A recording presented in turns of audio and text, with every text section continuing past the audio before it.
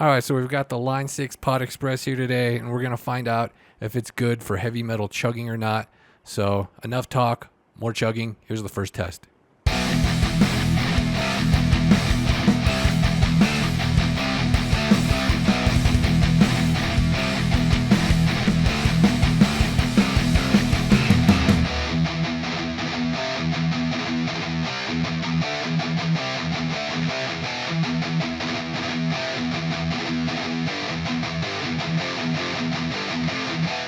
All right, so the settings used for that are shown on the screen with the Pod Express editor for PC.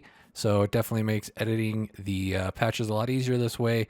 You can see everything on here, and you've also got some additional settings that aren't available from the Pod Express itself. So let's talk about some of the stuff here.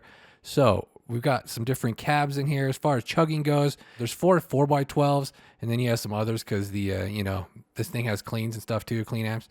But there are basically three heavy metalish amps that you would use for chugging. You got a Friedman BE100, PV 5150, and then there's the Line 6 Oblivion. I don't think it's based on anything specific. It's just a heavy metal type of amp. All right, so quick sidebar here. Line 6 also sells a black version of the Pod Express, which is like more tailored to like heavy metal enthusiasts. It's got like all metal amps pretty much.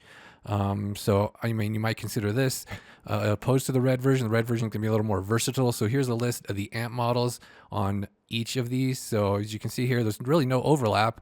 I find it kind of weird that the black version doesn't have any 5150 or any dual rectifier, but you've got diesel VH4 in there. You've got some Archon models, so you do have some different options with that. And so there's a lot of overlap with the cab models, though. As you can see, all 4x12s are also in the black version of the Pod Express. So unfortunately, there isn't any way to add your own IRs to the Pod Express, at least not presently. So, I mean, you're kind of stuck with the cab models they have on there. It would be cool if they added that in the future, though. So they didn't used to have an editor app either, but now they got the PC editor app. There's also one for like iPad and I think Android as well, and definitely helps for editing on here and creating presets. So make sure to open it up all the way, though, because it will hide some parameters, and it's kind of hard to notice they're there. But so let's get back to chugging. At first, I wasn't really impressed with these presets they have on here. It's sort of like when you select crunch or heavy or lead, it'll select a different amp and a cab to go along with it.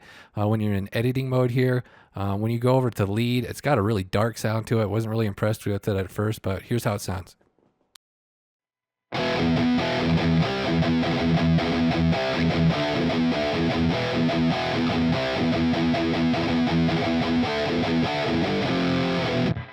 For some reason, they have the presence and treble like turned down really low by default. So just cranking those up helps a little bit. So let's just do a little bit of different sound examples here. And I'll go through the different cab types and just tweak the sound just a little bit from the starting point.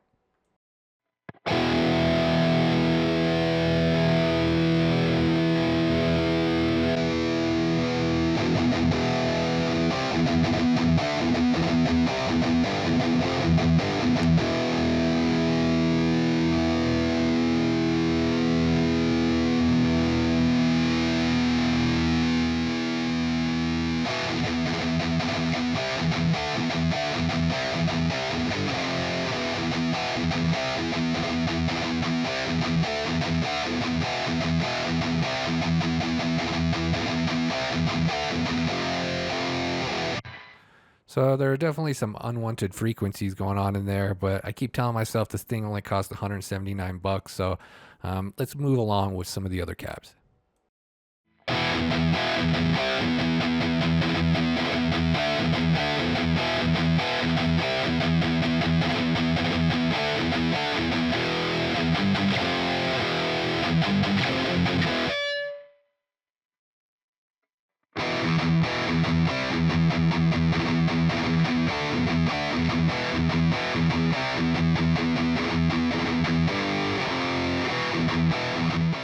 All right, so that's kind of what the 5150 model sounds like. I think it does sound better in the mix. If you fast forward to the end of the video, there's an example of it in the mix of a demo song. So let's move on to the heavy amp. This is based on the Line 6 Oblivion.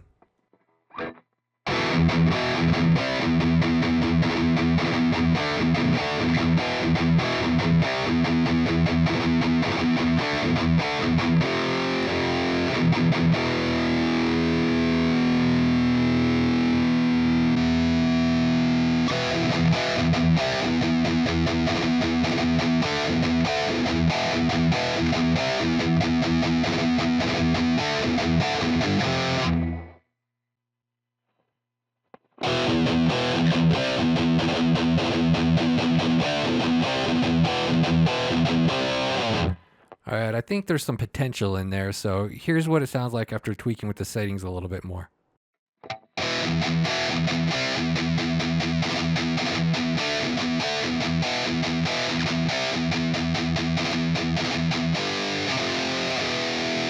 All right, so let's switch over to the Friedman model now and cycle through the different cabs for it.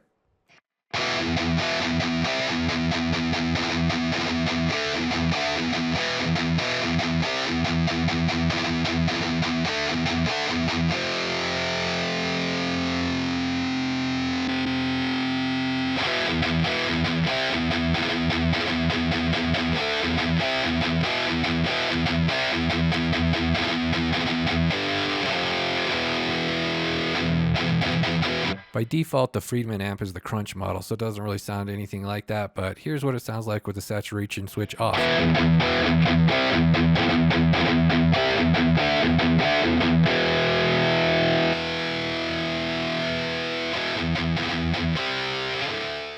So yeah, you can definitely get some chug-worthy sounds out of this little guy. I mean, definitely take some tweaking.